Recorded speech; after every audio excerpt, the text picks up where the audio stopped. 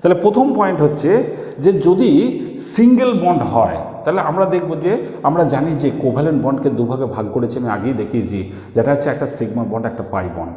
ঠিক আছে, sigma bond তৈরি হতেই হবে, তারপরে কিন্তু পাই বন্ড তৈরি হবে।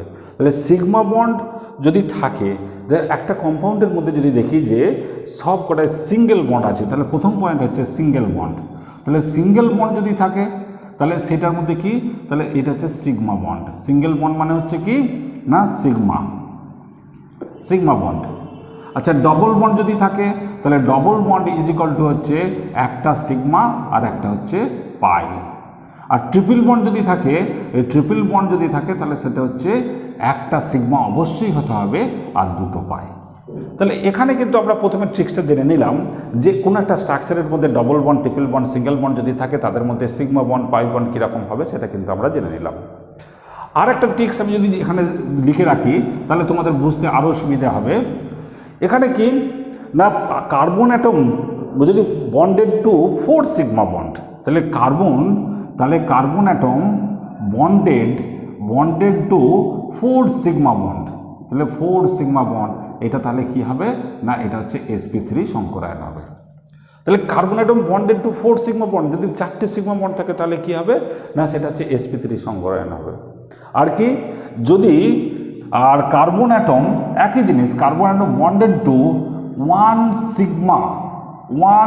সিগমা আর যদি 2 পাই যদি বন্ড থাকে তাহলে সেটা কি হবে sp2। তাহলে এখানে বলছি যে সিগমা বন্ড যদি থাকে, এখানে যদি অল সার সিগমা বন্ড হয় তাহলে সেটা হচ্ছে sp3 সংকরায়ন হবে। আর যদি 3টে সিগমা থাকে, এখানে যদি 3টে সিগমা আর হচ্ছে একটা পাই যদি থাকে, তাহলে 3টে সিগমা একটা পাই যদি এটা থাকে তাহলে হচ্ছে sp2।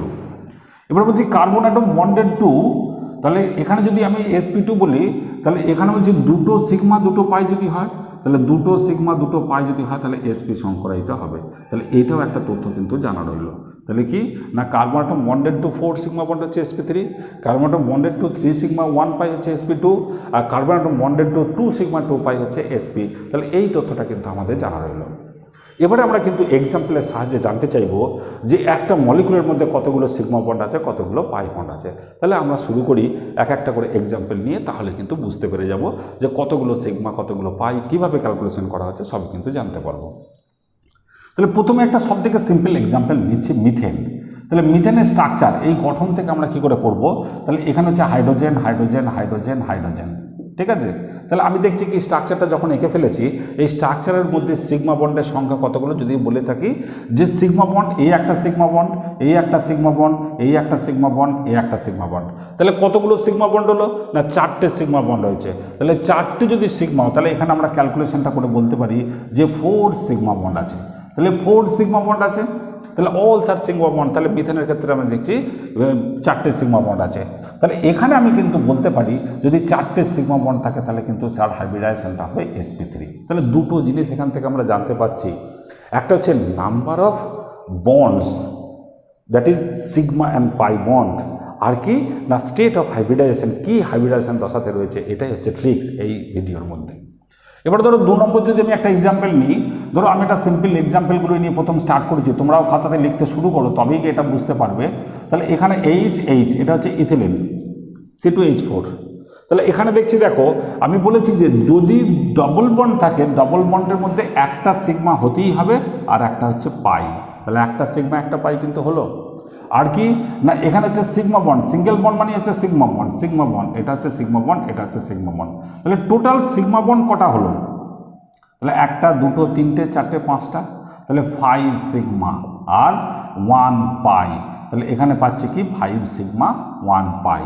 তাহলে সিম্পল এক্সাম্পলগুলো নিয়ে আমি শুরু করেছি, এরপরে আমরা বড় বড় এক্সাম্পলগুলো করব। তাহলে 3 নম্বর যদি আমি এক্সাম্পল ধরো সি ট্রিপল বন্ড সি, এখানে যদি এইচ থাকে, এখানে যদি এইচ হয়, তাহলে আমি বলেছি ট্রিপল বন্ড যদি থাকে, ট্রিপল বন্ডটা বলতে একটা সিগমা অবশ্যই হবে আর একটা পাই মানে 2 পাই হলো। আর সিঙ্গেল বন্ড মানে হচ্ছে সিগমা বন্ড, এটা হচ্ছে সিগমা বন্ড, তাহলে টোটাল সিগমা বন্ডের সংখ্যা 1 2 3, তাহলে 3 সিগমা আর পাই বন্ড হচ্ছে 2 পাই। Very easy. যদি স্ট্রাকচারটা আমি জানতে পারি, স্ট্রাকচার গঠন সংখ্যাটা আমি জানতে পারি, তাহলে সেখান থেকে আমি বলে দিতে পারবো কতগুলো সিগমা বন্ড কতগুলো পাই বন্ড হচ্ছে, ঠিক আছে, তাহলে প্রথম মিথেন নিয়েছি, তারপরে নিয়েছি ইথিলিন, ডবল বন্ড আছে, তারপরে অ্যাসিটিলিন, অ্যাসিটিলিনের মধ্যে ট্রিপল বন্ড আছে। এইটা মাথায় রাখতে হবে, যদি ডবল বন্ড থাকলে একটা সিগমা হতেই হবে, সিগমা ছাড়া কিন্তু বন্ড তৈরি হবে না, প্রথমে সিগমা হবে তারপরে কিন্তু পাই বন্ড তৈরি হবে। সিমিলারলি এখানে যদি ট্রিপল বন্ড থাকে, ট্রিপল বন্ডের মধ্যে একটা মাস্ট সিগমা, দেন আদার টু বন্ডস আর পাই বন্ডস। ওকে, এবারে যদি 4 নম্বর আমি একটা দেখি, 4 নম্বর এরকম C double bond C double bond C, এটাকে অ্যালিন কম্পাউন্ড বলা হয়, অ্যালিন, ALLENE, অ্যালিন কম্পাউন্ড। এই অ্যালিন জাতীয় কম্পাউন্ডগুলো যদি আমি এখানে এইচ লিখে থাকি, এটাও যদি এইচ লিখে থাকি, এটাও যদি এইচ, এটাও যদি এইচ লিখে থাকি, তাহলে এই এইচ লিখলে তাহলে আমি এখান থেকে দেখতে পেয়ে যাচ্ছি কতগুলো সিগমা এবং কতগুলো পাই বন্ড আছে। তাহলে এখানে আমি দেখছি এইটা হচ্ছে সিগমা বন্ড, এটা হচ্ছে সিগমা বন্ড, আর এখানে ডবল বন্ড আছে, মানে কি এখানে একটা সিগমা একটা হচ্ছে পাই, একটা সিগমা একটা পাই, এখানে একটা সিগমা একটা, মানে সিঙ্গেল বন্ড মানেই সিগমা, আর ডবল বন্ড মানেই হচ্ছে কিন্তু সেটা পাই বন্ড, আর সিগমা বন্ড দুটোই থাকতে হবে।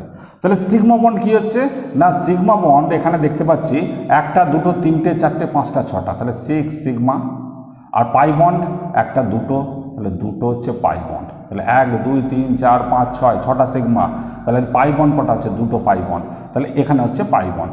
আরও একটা ইন্টারেস্টিং ব্যাপার এখানে দেখে নেওয়া যাক। তাহলে এখানে বলেছি যে যদি ডবল বন্ড দিয়ে জোড়া থাকে, তাহলে ডবল বন্ড যদি একটা যদি পাই বন্ড থাকে, তাহলে সেটা হচ্ছে sp2 সংকরায়িত হবে, আবার এই কার্বনটাও কিন্তু sp2 সংকরায়িত হবে, আবার এই কার্বনটা হচ্ছে sp সংকরায়িত হবে, মানে ট্রিপল বন্ড আছে মানে sp সংকরায়িত হবে, আবার এটাও কিন্তু sp সংকরায়িত হবে। এখানে দেখো খুব ইন্টারেস্টিং ব্যাপার, এখানে যে এন্ডের কার্বন দুটো রয়েছে সেটা হচ্ছে ডবল বন্ডে জোড়া আছে, তাহলে ডবল বন্ডে জোড়া থাকলে সেটা হচ্ছে কি হবে না sp2 সংকরায়িত, তাহলে 1 নম্বর কার্বনটা হচ্ছে sp2, আর এইখানে দেখো এই কার্বনটা হচ্ছে sp2, কিন্তু মাঝের কার্বনটা দেখো ভেরি ইন্টারেস্টিং, এখানে কিন্তু যে স্ট্রাকচারটা রয়েছে সেই স্ট্রাকচারের মধ্যে দেখো দুটো পাই বন্ড কিন্তু রয়েছে, ট্রিপল বন্ড না থাকলেও কিন্তু দুটো পাই বন্ড রয়েছে। এই দুটো পাই বন্ড আর দুটো সিগমা বন্ড এখানের মধ্যে তাহলে পাবো কি, দুটো পাই আর দুটো সিগমা যদি হয়, এখানেই আমি দেখিয়ে দিয়েছি, তাহলে এই বন্ডটা কিন্তু হবে যে স্ট্রাকচার থেকেই আমরা পাচ্ছি কি না এটা হচ্ছে sp সংকরায়িত। দেখো ট্রিপল বন্ড নাই অথচ কিন্তু sp সংকরায়িত, ভেরি ইন্টারেস্টিং, যেটা আমরা লিখেছি। তাহলে 3 সিগমা, এখানে বলছি না 2 সিগমা 2 পাই, তাহলে sp সংকরায়িত হবে, তাহলে এটা কিন্তু sp সংকরায়িত হলো। তাহলে এখান থেকে আমরা স্ট্রাকচার থেকে কি কি জানতে পারছি, তাদের স্টেট অফ হাইব্রিডেশনের অবস্থাটা কি হবে, আর কি না তাদের নাম্বার অফ সিগমা অ্যান্ড পাই বন্ডের সংখ্যা কতগুলো হবে। তাহলে এখান থেকে আমরা এই ক্যালকুলেশনগুলো করতে পারছি। ঠিক আছে, তাহলে 4টে এক্সাম্পল হলো। এখন আমরা এক্সাম্পল নিতে পারি, সেই এক্সাম্পল নিয়ে